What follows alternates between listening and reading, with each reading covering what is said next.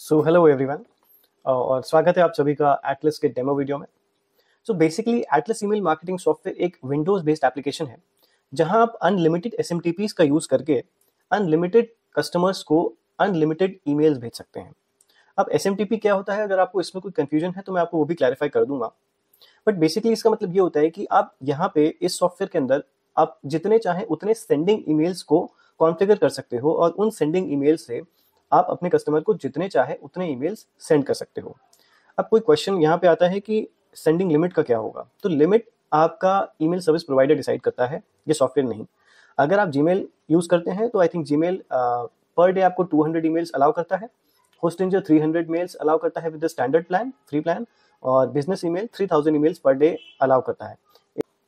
Okay, तो अगर आपके पास मल्टीपल ईमेल्स हैं तो आप वो सारे ईमेल्स इस पर्टिकुलर सॉफ्टवेयर में कॉन्फ़िगर कर सकते हो और उन ईमेल्स को यूज़ करके, उन सेंडिंग ईमेल्स को यूज़ करके आप अपने कस्टमर्स को जितने चाहे उतने ईमेल सेंड कर सकते हो।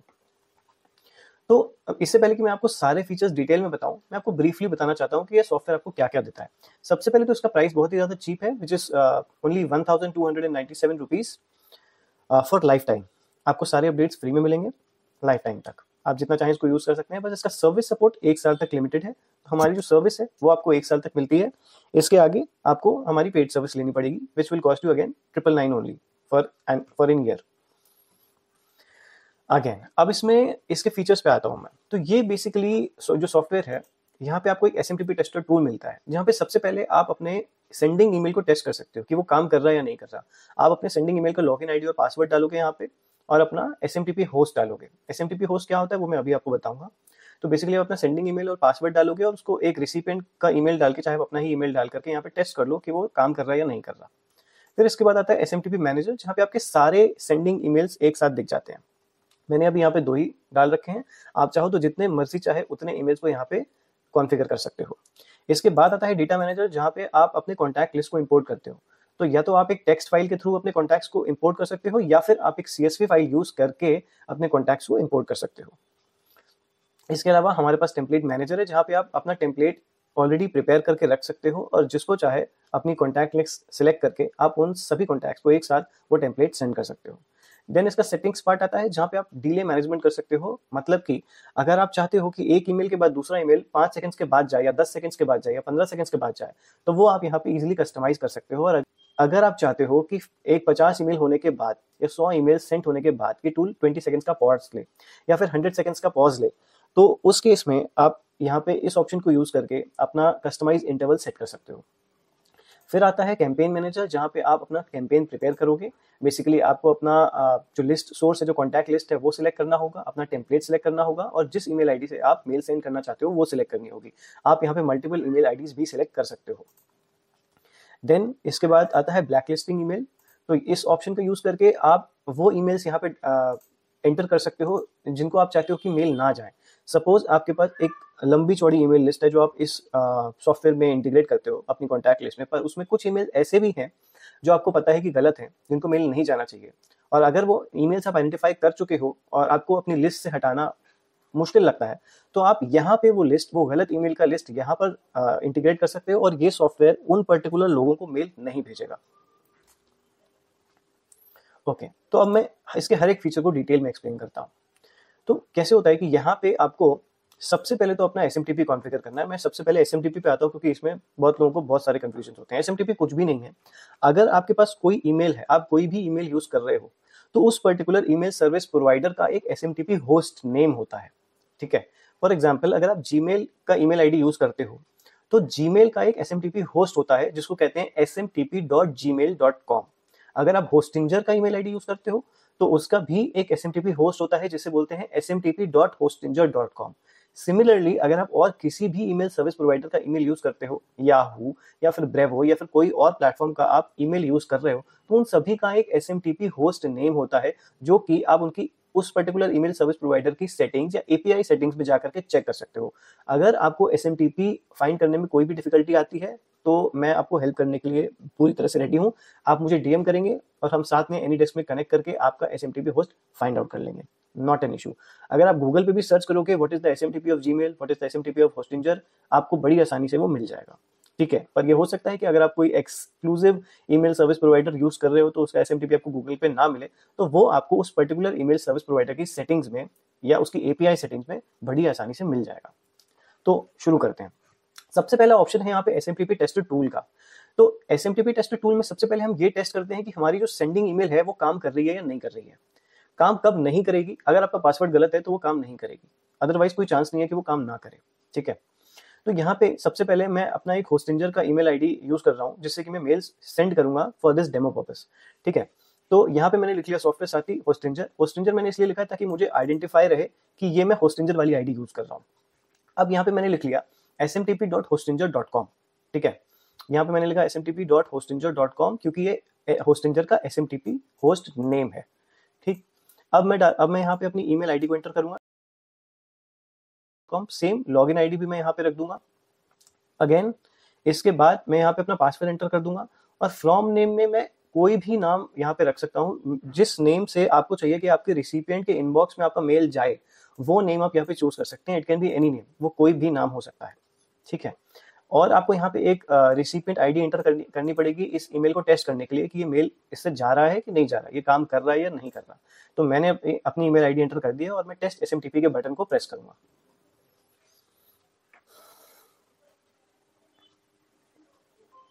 ओके, तो मेल यहाँ पे सक्सेसफुली चला गया है। अब मैं आपको अपने इनबॉक्स में जाके दिखा देता हूँ कि मेरे पास मेल आया है या नहीं। ओके, तो जैसा आपने देखा अभी यहाँ पे 6:31 हुआ है। यहाँ पे भी आप देख सकते हैं मेरे डेस्कटॉप पे इट्स 6:31। तो मेल मेरे पास आ चुका है। मैं इसका आपको फॉर्मेट दिखाता हूँ कि ये मेल जो है किस फॉर्मेट में आता है। So this is basically the test mail. ये एक टेस्ट मेल है जो मैंने अभी रिसीव किया है इस पर्टिकुलर सॉफ्टवेयर से अपनी सेंडिंग आईडी को टेस्ट करने के लिए। अब मैं वापस आता हूँ यहाँ पे। अब जैसे ही मैंने अपने सेंडिंग ईमेल को टेस्ट कर लिया, मैं ऐड एसएमटीपी का बटन दबाऊंगा और इसको अपने एसएमटीपी मैनेजर में ऐड कर दूंगा। अब क्योंकि ये ईमेल आईडी मैं अपने एसएमटीपी मैनेजर में ऑलरेडी ऐड कर चुका हूँ, मैं इसको पहले यहाँ से डिलीट कर देता हूँ ताकि आपको कोई कंफ्यूजन ना हो। और मैं वापस आता हूँ इस टेस्टर टूल में और ऐड एसएमटीपी का बटन दबाता हूँ और यहाँ पे एक विंडो ओपन होगा। इसमें सारी डिटेल्स वही हैं जो हमने अभी फिल किए थे इस पिछली विंडो में। अब मैं इसको सेव का बटन दबा के यहाँ पे सेव कर दूंगा। तो मेरी होस्टिंजर वाली ईमेल आईडी मेरे एसएमटीपी मैनेजर में आ चुकी है। सिमिलरली मैंने ऐसे ही अपनी जीमेल आईडी भी कॉन्फ़िगर की है इस पर्टिकुलर सॉफ्टवेयर में। इसको मैं सेव कर देता हूँ। अब हम आते हैं अपने डेटा मैनेजर में। डेटा मैनेजर में मेरे पास दो लिस्ट है, मैं दोनों को डिलीट करके आपको फिर से दिखाता हूँ कि हम इसको कैसे यूज करते हैं। तो अपनी कॉन्टैक्ट लिस्ट को इंपोर्ट करने के यहाँ पे दो तरीके हैं। एक आप टेक्स्ट फाइल यूज कर सकते हो, दूसरा आप CSV फाइल यूज कर सकते हो। मेरे पास दोनों है तो हम एक एक करके दोनों देखेंगे।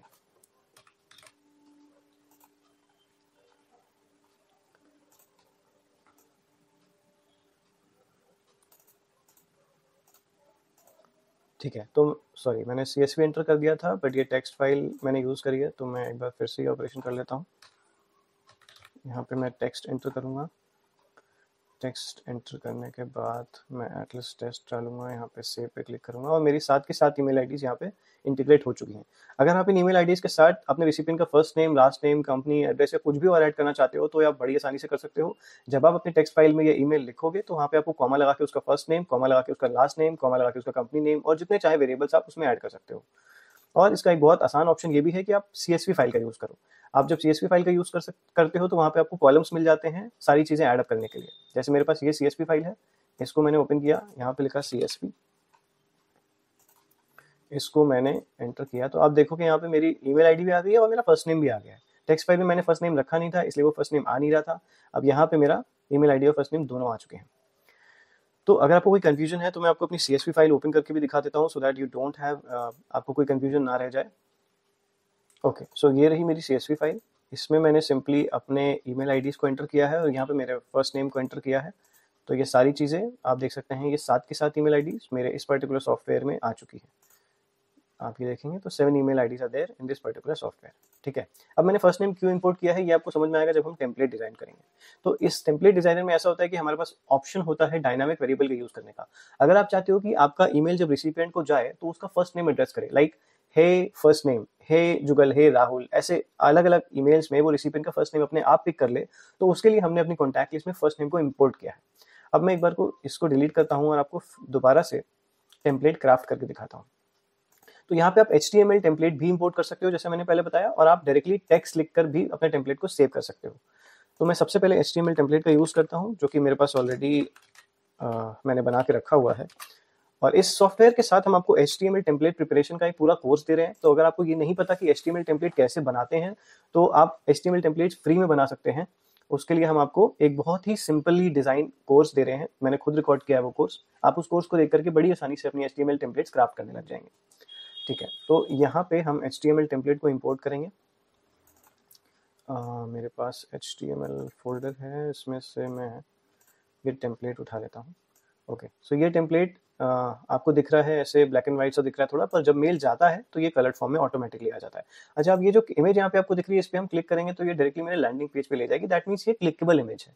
इसके बाद आपको ये दिख रहा है वीडियो थंबनेल, इस पर भी हम क्लिक करेंगे तो ये मेरे लैंडिंग पेज पे जाएगी, और CTA पे क्लिक करेंगे तो भी ये हमें मेरे लैंडिंग पेज पे लेके जाएगा। आई एम सॉरी टू से कि ये जो थंबनेल है मेरे लैंडिंग पेज पे नहीं, ये मेरी यूट्यूब वीडियो पे मुझे लेके जाएगा। तो ये सारे clickable images, clickable video thumbnails और क्लिकेबल CTAs हैं, जिनमें हमने लिंक्स इंटीग्रेट कर रखे हैं, और ये आपको कहीं ना कहीं लेकर के जाएंगे जब आप इन पे क्लिक करेंगे तो। ठीक, तो अब यहाँ पे यहाँ पे मैं डायनामिक वेरिएबल नहीं यूज करता हूँ। डायनामिक वेरिएबल में आपको टेक्स्ट जब एंटर करूंगा वहाँ पे दिखाऊंगा। हम यहाँ पे भी कर सकते हैं, नॉट अ प्रॉब्लम, बट क्योंकि ये टेम्पलेट ऑलरेडी मैं डिजाइन कर चुका हूँ तो मैं इसको छेड़ना नहीं चाहता अभी। ओके, अब मैं टेक्स्ट टेम्पलेट एंटर करता हूँ यहाँ पे, टेक्स्ट टेस्ट।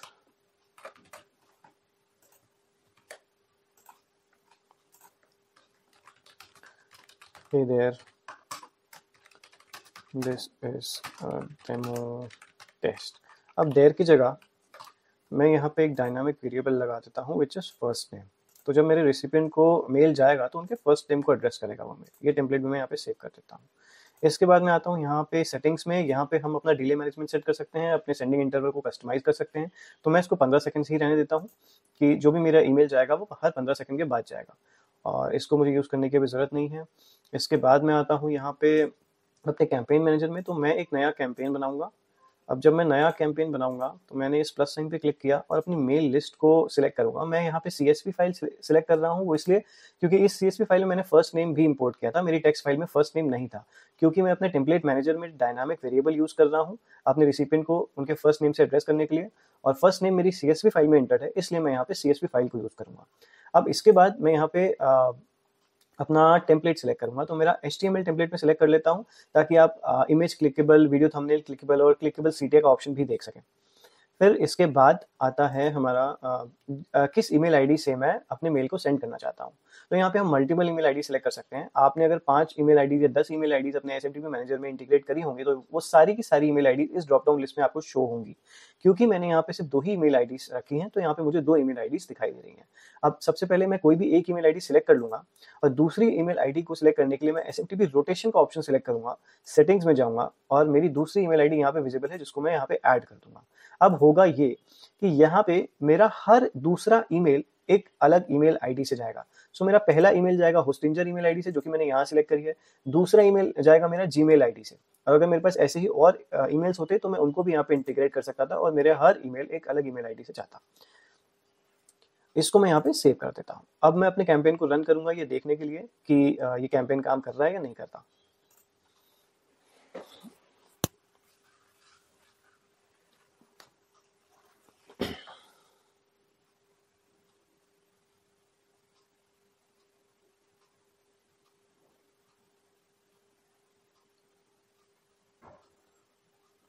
तो आप देख सकते हैं कि यहाँ पे रिपोर्टिंग स्टार्ट हो चुकी है। यहाँ पे हम रियल टाइम पे रिपोर्ट्स भी देख सकते हैं। पहला ईमेल जा चुका है सक्सेस। तो मैं अपना इनबॉक्स खोल के देख लेता हूँ कि मुझे मेल आया या नहीं आया। ओके, आप देख सकते हैं कि मुझे मेल आ चुका है। ये हमने HTML टेम्पलेट अपने को सेंड किया था। वहाँ पे आपने देखा था कि ब्लैक एंड व्हाइट में था, पर यहाँ पे आप देख सकते हैं कि ये सारा कुछ कलर में आ चुका है। ये इमेज है, ये वीडियो थंबनेल भी यहाँ पे लग चुका है, सारे आइकन्स भी कलरफुल विजिबल हैं, और CTA बटन भी दिख रहा है। अब इसके बाद आप एक काम कर सकते हैं कि आप इस इमेज पे क्लिक करेंगे तो ये इमेज आपको मेरे लैंडिंग पेज पे लेकर के जाएगी। मैं ये आपको इसलिए बता रहा हूँ क्योंकि जो कोर्स मैंने प्रिपेयर किया है HTML कस्टमाइजेशन का, लाइक HTML टेम्पलेट कस्टमाइजेशन का, उस कोर्स में मैंने आपको ये सब बताया है कि कैसे अपनी इमेज को क्लिकेबल बनाते हैं, कैसे अपने वीडियो थंबनेल को क्लिकेबल बनाते हैं, और कैसे अपने CTA बटन को क्लिकेबल बना करके अपने HTML टेम्पलेट में आप ऐड करते हैं। ऐसे ही हम वीडियो थंबनेल पे क्लिक करेंगे तो ये हम मुझे यूट्यूब पे ले जाएगा मेरी वीडियो पे, और ऐसे ही मैं अपने CTA बटन पे क्लिक करूँगा तो ये मुझे लेकर के जाएगा मेरे लैंडिंग पेज पे अगेन। थोड़ा सा टाइम लग रहा है। ये मेरा इमेज का जो लैंडिंग पेज है वो खुल चुका है, इसको मैं बंद कर देता हूँ। अब जो खुल रहा है वो यूट्यूब वीडियो खुल रहा है, और आप देखेंगे यहाँ पे जो खुला CTA बटन को जो मैंने क्लिक किया था, अगेन मेरा लैंडिंग पेज खुल गया। इसको मैं अगेन बंद कर देता हूँ, इसको भी बंद कर देता हूँ। अब मैं वापस आता हूँ अपनी मेल पे, आपको ये दिखाने के लिए कि ये मैंने HTML टेम्पलेट यूज़ किया था, इसलिए वो रेसिपिएंट नेम से नहीं लिया। अभी हम टेक्स्ट टेम्पलेट को यूज़ करेंगे तो यहाँ पे आपको रेसिपिएंट का नाम भी दिखेगा, और आप देखेंगे कि पहला मेल जो मुझे गया है वो मेरी support@softwaresathi.com ID से गया है। अगर मैं अपना दूसरा मेल देखूंगा तो मुझे वो 100% मेरी Gmail ID से रिसीव हुआ होगा। तो मैं देख लेता हूँ कि दूसरा मेल किसको डिलीवर हुआ है। तो एक बार अपनी दूसरी ईमेल आईडी पे जाके आपको ये भी दिखाता हूँ कि जो सेकंड ईमेल है वो मुझे रोटेटेड ईमेल आईडी से आया होगा। तो ईमेल रोटेशन का फंक्शन बेसिकली इंश्योर करता है कि आपकी डिलीवरी इनबॉक्स में होगी और आपके ईमेल को ब्लैकलिस्ट होने से बचाता है। क्योंकि अगर आप एक सिंगल ईमेल आईडी यूज़ करते हैं और उससे सारे मेल सेंड करते हैं तो बहुत बड़ा चांस होता है कि आपका ईमेल ब्लैकलिस्ट हो जाता है। तो और अगर आप मतलब आपके पास ज़्यादा ईमेल आईडीज हैं जिससे आप रोटेट कर करके मेल सेंड करते हैं तो उससे आपकी ईमेल आईडी को ब्लैकलिस्ट होने के चांसेस बहुत कम हो जाते हैं। आप यहाँ पे देखेंगे ये मेल मुझे आ चुका है इस आईडी पे, और ये मेल आया है मेरी Gmail आईडी से। और जो मेरा पहला मेल था वो मुझे आया था support@softwaresathi से। ठीक है, ओके। तो ये रिपोर्ट बाय टाइम अपडेट होती रहेगी। 15 सेकंड्स के बाद जैसे जैसे मेल ज़्यादा जाएगा ये रिपोर्ट अपडेट होती रहेगी। और अगर अभी आप देख सकते हैं कि मेरी सारी ईमेल आईडीज पे मुझे मेल जा चुका है। ओके, तो ये हमने सभी फीचर्स सॉफ्टवेयर के देख लिए हैं। अगर आपको कोई भी डाउट है तो आप मुझे DM कर सकते हैं। इस सॉफ्टवेयर का फाइनल प्राइस 1297 है फॉर लाइफ टाइम, और आपको सारे ही अपडेट्स आपको फ्री में मिलेंगे। जो भी अपडेट इस सॉफ्टवेयर में आएगा वो हम आपको व्हाट्सएप पे इंटीमेट कर देंगे। आप उस अपडेट को डाउनलोड कर सकते हैं और यूज़ करना शुरू कर सकते हैं। Thank you everyone for watching this video. Thanks a lot.